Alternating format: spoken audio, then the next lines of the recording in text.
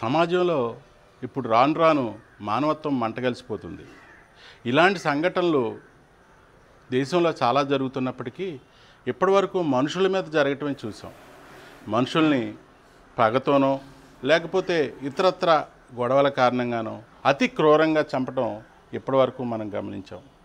కానీ పశ్చిమ గోదావరి జిల్లా లింగపాలెం మండలం మఠంగూడెంలోని రామచంద్రరావుపేటకు సంబంధించిన ఒక సంఘటన చూస్తే అసలు మానవత్వం బతికి ఉందా, ఈ పని చేసింది మనుషులేనా అనేది మనకు తెలియక మానదు.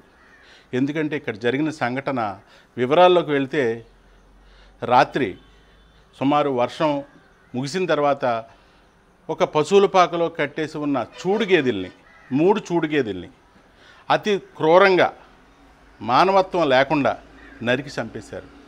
తలల వరకు నరికి చంపటం ఈ సంఘటన గోదావరి జిల్లాలోనే కాదు చుట్టుపక్కల ప్రాంతాలలో తీవ్ర విషాదాన్ని చోటు చేసుకుంది.